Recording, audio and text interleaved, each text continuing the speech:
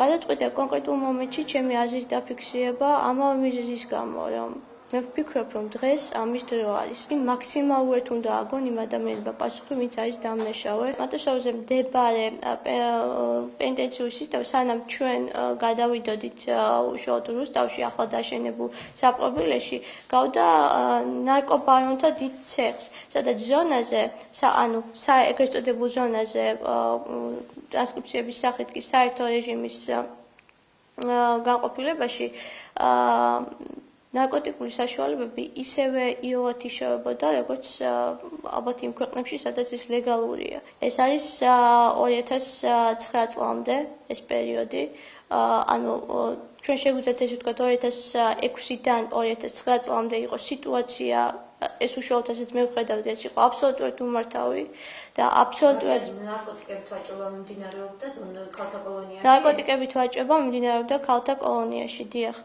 ყველა ადამიანის საქმე განსახილველია და გადასახედია, ვინც სასჯელ აღსრულებითი დაწესებულებიდან არის ფსიქიატრიულ კლინიკაში გადამისამართებული, რადგან ამ ადამიანების უმრავლესობა არის მოშორებული.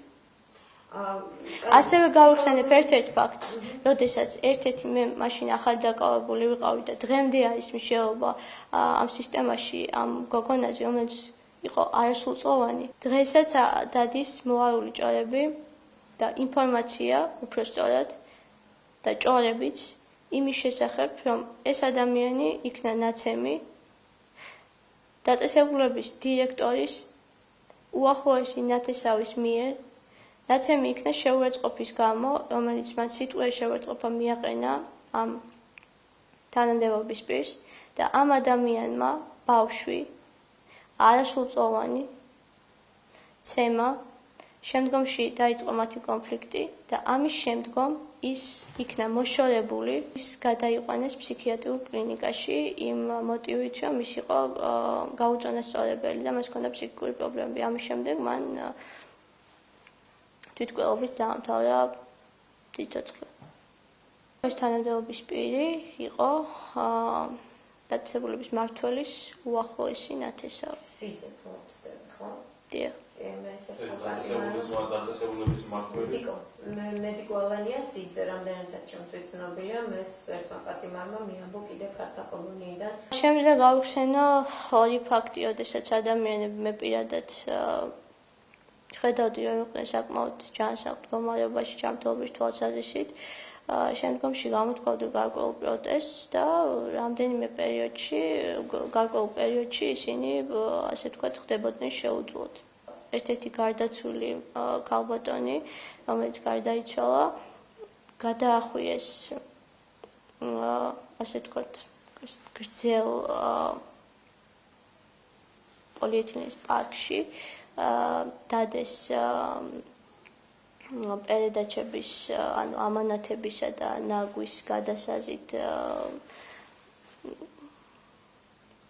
ასე ვთქვათ, მოძრავ ურიკაზე და ამით გაიტანეს გადახვეული და გაიტანეს და მიაყუდეს დაწესებულების კედელს. შემდგომში მოვიდა მისი, ასე ვთქვათ, ოჯახის წევრი და გადაასვენა მიცვალებული. სადიზმი არის ის, როდესაც ადამიანებს ქალის თხოვდა, რომ მისთვის აღარ დაეტყვათ, მაგრამ ისინი მაინც ურტყავდნენ. როდესაც დასაკუთრებელი ეცემენ. დიახ. რანაირი ხელით, ფეხით, თუ წინააღმდეგობას გაუწევს ჯგუფურადაც. მამაკაცები აკეთებენ ამას. დიახ. პლასმასის ბოთლს ავსებდნენ წყლით, შემდგომში ამას იყენებდნენ ადამიანისთვის ფიზიკური ზიანის მისაყენებლად, ანუ ურტყავდნენ. შეწყალების კომისიის სიაში ჩასმა და ეს ხრიდა კონკრეტული თანხები. რა ხდება სიაში ჩასმა? სიაში ჩასმა ადამიანისთვის, რომელსაც ჰქონდა, ასე ვთქვათ, ვადამდე განთავისუფლების ჰქონდა მცირე საშელი, თითო ადამიანისთვის ხრიდა 400 400-დან 600 ლარამდე.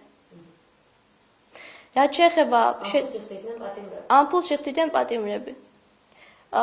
საკმაოდ დიდი იყო რაოდენობა პატიმრებისა, რომლებიც იხდიდნენ ამას. რაც შეეხება შეწყალების სიაში ჩასმის პრეტენდენტობაზე, ეს მეტად ძვირი ყიდა, 1000-ობით ლარი. ვინ იყო ეს ხალხი, რომელიც ყიდდა ამ ადგილებს? ამაზე ამ ყველაფრის შესახებ საქმის კუში იყვნენ დეპარტამენტშიც და შუამავალი იყო ამავე საშინააღმდეგობის დაწესებულების მაღალი ფლანგი, ანუ მმართველი სისტემა. და რატომ მოხდა ბუნტი? ამასთან დაკავშირებით მინდა რომ დავსაბუთდე. მოგეხსენებათ რომ ეს მოხდა აღდგომის ღამეს. ამ ადამიანებს მე ზემოთ მოგახსენეთ რომ ხდებოდა შეწყალების სიაში ჩასმა ფულის ანაცვლად. დიახ, რომელიც ხდება ათასობით ლარი და ამ ადამიანებს ჰქონდათ ეს ნაყიდი. მათ ჰქონდათ ბარგი ჩალაგებული. მათ იცოდნენ რომ სახლში უნდა წასულიყვნენ. რამდენიმე თვითადე იყვნენ ამაზე გაფრთხილებულები და შეთანხმებული. ეს ყველაფერი მიმდინარეობდა ეტაპობრივად და კერძოდ როგორ. თავდაპირველად პროტესტი გამოთქვეს იმ ადამიანებმა, ვისაც ჰქონდათ თანხა გადახდილი. როდესაც გამოცხადდა შეწყალების სიაში მოხვედრილი რამდენიმე ადამიანის სახელები და გვარები და ისინი გაანთავისუფლეს, ამის შემდეგ დაიწყო ეს პროტესტი, რომ მათ მოითხოვეს დაწესებულების უფროსთან და დაწესებულების უფროსის მოადგილეებთან შეხვედრა, რაზეც მათ უარი მიიღეს. საათების განმავლობაში ისინი ამას ითხოვდნენ და მათ არავინ ხვდებოდა. ამის შემდეგ მათ დაიწყეს პროტესტის უკიდურესი ფორმის გამოხატვა. მაგრამ ეს არ იყო ესეთი ხასიათის, როგორც საბოლოო ჯამში. როდესაც მათ გაანალიზეს სიტუაცია და როდესაც მათი აღშფოთება იყო უკიდურესი, ჩაერთნენ სხვა ადამიანებიც. ზოგს რა აწუხებდა, ზოგს რა და როდესაც ნახეს რომ იყო ჯგუფი ადამიანების, რომელიც პროტესტს გამოთქვავდა და ითხოვდნენ შეხვედრას, ჯერ დაწესებულების დირექტორთან, შემდგომ დეპარტამენტის წარმომადგენელთან, შემდგომ მინისტრთან, მათაც გაუჩნდათ იმის სურვილი, რომ მიეღოთ ამაში მონაწილეობა, რათა თავისი აზრით, თავისი სურვილით და კითხვაც მიეწვდინათ. ამ ყველაფერმა ამ ადამიანთა, ასე ვთქვათ, ერთ ჯგუფად გაერთიანებამ გამოიწვია ეს ყველაფერი. შემდგომში იყო გამაღიზიანებელი რეპლიკები ამავე ადამიანების, ამავე თანამშრომლების მხრიდან, ვინც უშუალოდ იყო ამაში ჩართული. რომ როდესაც ეუბნებოდნენ ეს ადამიანები, რომ ისთვის გადამახდევინე ფული, ისინი ეუბნებოდნენ, რომელი ფული?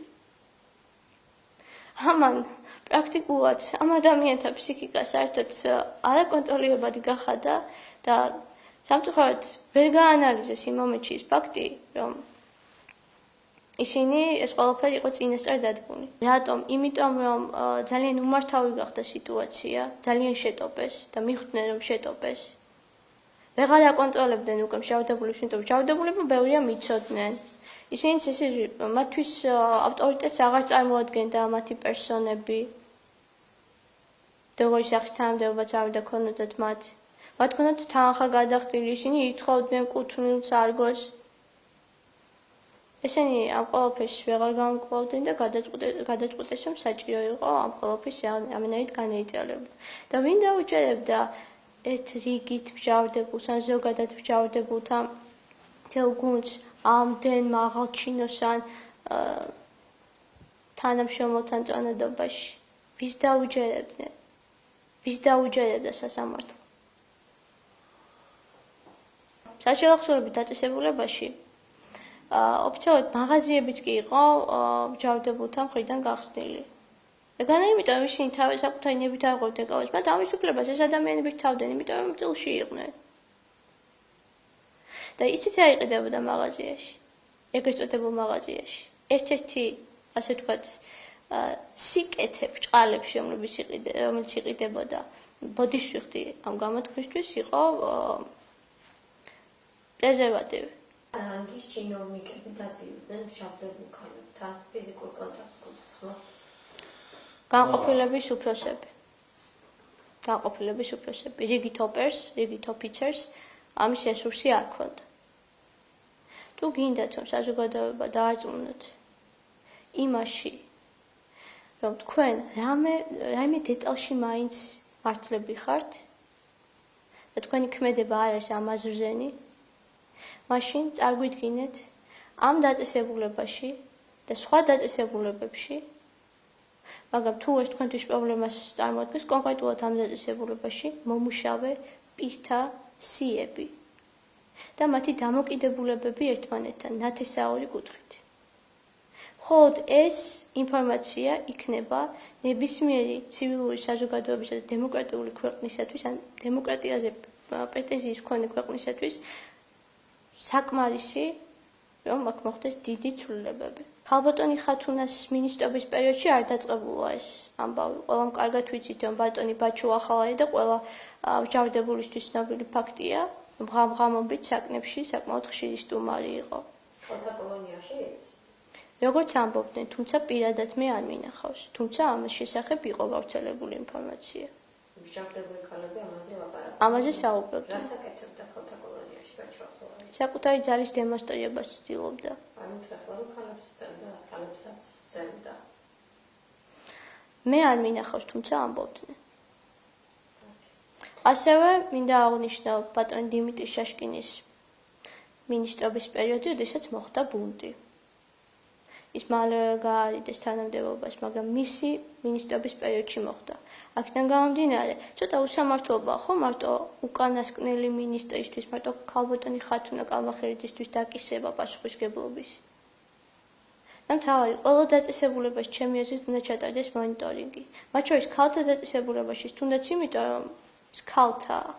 ასევე უნდა აღინიშნოს ის ფაქტი, რომ აკორპუსზე მკაცრი რეჟიმის დაწესებულებაში, განყოფილებაში, რომელიც მეხუთე ქალთა და არასრულწლოვანთა დაწესებულებისა, შედიოდა საკვები, კონკრეტულად პური, რომელშიც იყო გარეული დამაძინებელი, დამაწყნარებელი საშუალებები.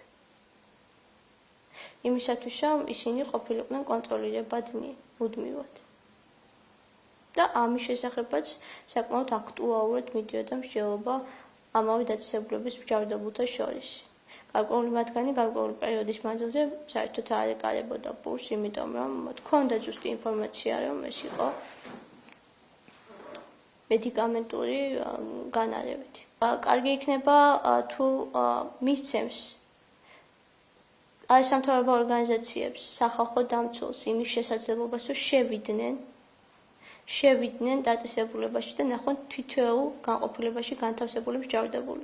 ოღონდ არა იმ ტაქტიკით, როგორც მათთვის შეუძლია, რომ მათთვის მათ მიერ წინასწარ დაარიგებულ პირებთან უშვებენ საერთაშორისო ორგანიზაციების წარმომადგენლებს ან სახალხო დამცველის აპარატიდან მოსულ უფლებადამცველებს. არა.